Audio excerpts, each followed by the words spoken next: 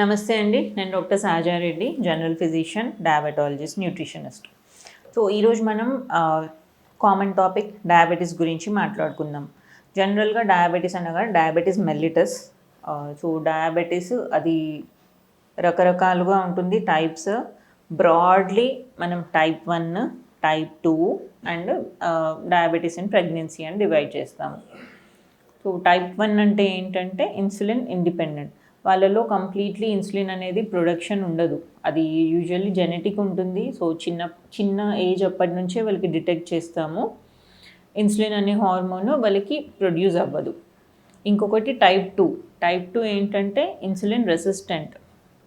So ఇందులో ఏంటంటే insulin hormone ఉంటుంది, అది ప్రొడ్యూస్ అవుతుంది బాడీలో, బట్ అది ఎక్కడైతే పని చేయాలో అక్కడ పని చేయదు, అంటే దాని పనికి అది రెసిస్టెన్స్ వస్తుంది. ఇన్సులిన్ ఉన్నా పని చేయలేకపోయే స్టేట్ టైప్ 2 డయాబెటీస్. ఇంకొకటి ప్రెగ్నెన్సీలో డయాబెటీస్ రావడము, అది కూడా మోర్ లైక్ టైప్ 2 డయాబెటీసే ఉంటుంది, బట్ కొంచెం డిఫరెంట్గా ట్రీట్ చేస్తాము. సో అసలు డయాబెటీస్ ఏంటి అంటే మనం తీసుకున్న ఫుడ్, ఏ ఆహారం తీసుకున్నా అందులో లైక్ కార్బోహైడ్రేట్స్, ప్రోటీన్స్, ఫ్యాట్స్ అని రకరకాలుగా ఉంటాయి. ఈ కార్బోహైడ్రేట్స్ అనేవి ఇప్పుడు మనం ఇంత ఒక రాగి ముద్ద తీసుకున్నాం అనుకోండి, సో అదంతా అరగడానికి అది అట్లా యాజ్ ఈజ్ డైజెస్ట్ అవ్వదు. సో అది డైజెషన్ ప్రాసెస్ని ఇంత పెద్దగా ఉన్నదాన్ని పీసెస్గా చేసుకుంటుంది, సింప్లిఫై చేస్తుంది. సో లాస్ట్కి వచ్చేది కార్బోహైడ్రేట్స్లో అవి చిన్న పీసెస్, వాటిని బాడీ యూటిలైజ్ చేసుకొని దాన్ని క్యాలరీస్గా కన్వర్ట్ చేసుకోవాలి, ఎనర్జీ లాగా. ఆ ప్రాసెస్కి మనకి కొన్ని హార్మోన్స్, ఎంజైమ్స్ అవసరము. అందులో ఒక హార్మోన్ ప్యాంక్రియాస్ అనే గ్లాండ్ నుంచి సెక్రీట్ అయ్యేది ఇన్సులిన్. సో ఈ ఇన్సులిన్ అనేది కార్బోహైడ్రేట్ మెటబాలిజంకి వెరీ ఇంపార్టెంట్. అది లేకపోతే ఏంటంటే కార్బోహైడ్రేట్స్ అంత ప్రాపర్గా మెటబలైజ్ అవ్వవు. సో దాని నుంచి వచ్చే షుగర్స్ మొత్తం బ్లడ్లో అట్లానే ఎక్కువగా ఉంటాయి, బ్లడ్లోనే చాలాసేపు ఉంటాయి, వేరే ఆర్గన్స్కి వెళ్ళవు. సో ఈ ఇన్సులిన్ అనేది వెరీ ఇంపార్టెంట్. ఈ హార్మోన్ అనేది ఏదర్ పుట్టుక నుంచి తక్కువ ప్రొడక్షన్ అయినా ఆర్ లేదు, తర్వాత రెసిస్టెన్స్ ఉన్నా కూడా డయాబెటీస్ అనేది వస్తుంది. ఎట్లా డయాగ్నోస్ చేయొచ్చు డయాబెటీస్ అని అంటే పాలీయూరియా, పాలీఫేజియా, పాలిడిప్సియా అంటాము. పాలీయూరియా అంటే ఎక్కువగా యూరిన్ వస్తూ ఉంటుంది. అయ్యో ఇప్పుడు చలికాలం ఉంది, చలికాలం అయినా వర్షంలో అయినా నాకు ఎక్కువ యూరినేషన్ వస్తుంది, సో నాకు డయాబెటీస్ ఉందేమో అనుకోవద్దు. ఏంటంటే నాక్టర్నల్ పాలీయూరియా కూడా ఉంటుంది, అంటే రాత్రిపూట కూడా ఎక్కువసార్లు యూరిన్కి లేవడము, అంటే వాటర్ ఇంటేక్ తక్కువ ఉన్నా కూడా ఎక్కువసార్లు యూరిన్ రావడము, ఎక్కువ దాహం అనిపించడం. పాలిడిప్సియా అంటే ఎక్కువగా గొంతు ఆరిపోతుంది, బాగా దాహం అవుతుంది, ఇంకా తాగుతున్నా ఇంకా దాహం వేస్తుంది అది. అండ్ పాలీఫేజియా, చాలా ఆకలి అవుతుంటుంది, ఎప్పుడు తిన్నా కూడా, ఇప్పుడే బాగా తిన్నా కూడా మళ్ళీ కొంచెం సేపటికి మళ్ళీ ఇంకేదో ఫుడ్ తినాలి అనిపించడము. సో పాలీయూరియా, పాలిడిప్సియా, పాలీఫేజియా ఇవన్నీ ఉన్నప్పుడు డయాబెటీస్. అంటే సిమ్టమ్స్ని చూసి వేరే టెస్ట్ చేస్తాము, బ్లడ్ వాల్యూస్ చెక్ చేస్తాము. ర్యాండమ్ బ్లడ్ షుగర్ అయినా, ఫాస్టింగ్ బ్లడ్ షుగర్ అయినా, పోస్ట్ ప్రాండియల్ అంటే మీరు తిన్న తర్వాత ఒక 2 గంటలకి షుగర్ వాల్యూస్, బ్లడ్లో షుగర్ ఎంత ఉంది అనేది చెక్ చేసి అది ఒకవేళ ఈ డయాబెటిక్ రేంజ్లో ఫాల్ అవుతుంది అంటే మీకు డయాబెటీస్ ఉంది అని అంటాం. లేదు అంటే మళ్ళీ వేరే ఇంకేమైనా కాజెస్ ఉన్నాయా చూసుకుంటాము.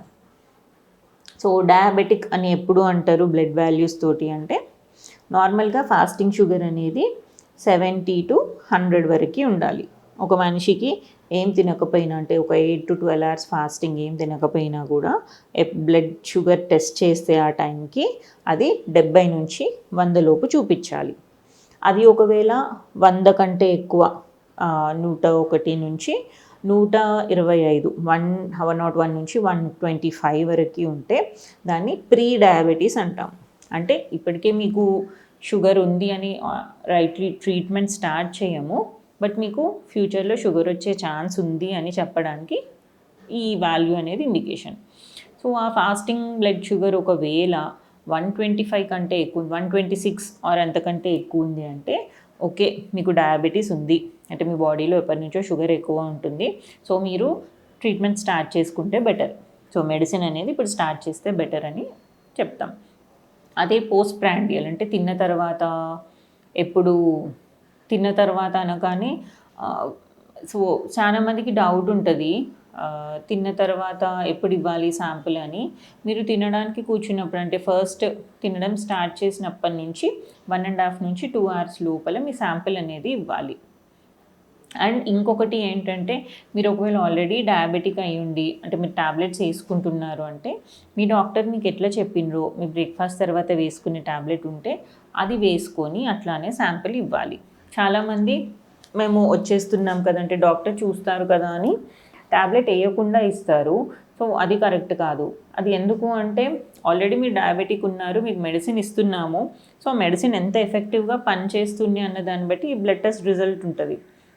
సో మీరు వేసుకుంటే ఏంటంటే ఈజీ అవుతుంది. ఓకే మెడిసిన్ వేసుకున్నారు, ఇంత ఉండే వాల్యూ ఇంతకు వచ్చింది అని ఐడియా వస్తుంది. దాన్ని బట్టి మెడిసిన్ డోస్ ఎక్కువ చేయడమా తక్కువ చేయడమా అన్నది చూసుకుంటారు డాక్టర్. సో ఇప్పుడు ఫాస్టింగ్ షుగర్ 70 to 100 ఉండాలి అనుకున్నాము. 101 to 125 ఉంటే ప్రీ డయాబెటీస్, 126 అండ్ అబోవ్ ఉంటే డయాబెటీస్.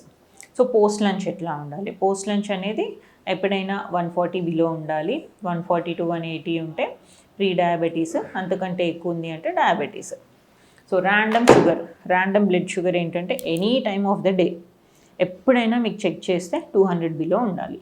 200 కంటే అబోవ్ ఉంది అంటే మీకు షుగర్ ఉన్నట్టే లెక్క. ఇవి కాకుండా ఇంకొకటి హెచ్బిఏవన్సీ అంటాం, గ్లైకోజైలేటెడ్ హిమోగ్లోబిన్ అది. సో హెచ్బిఏవన్సీ అనేది ఏంటంటే మీ షుగర్ కాన్స్టెంట్గా ఎక్కువ ఉన్నప్పుడు మన బ్లడ్లో ఆర్బీసీ అనేవి ఉంటాయి, ఎర్ర రక్త కణాలు. సో వాటి లైఫ్ స్పాన్ ఏంటంటే 120 డేస్ ఉంటుంది around maximum. So 90 to 120 days యావరేజ్గా 3 months తీసుకుంటాము. ఈ షుగర్ ఎక్కువ ఉన్నప్పుడు ఆర్బీసీకి స్టిక్ అవుతూ ఉంటాయి.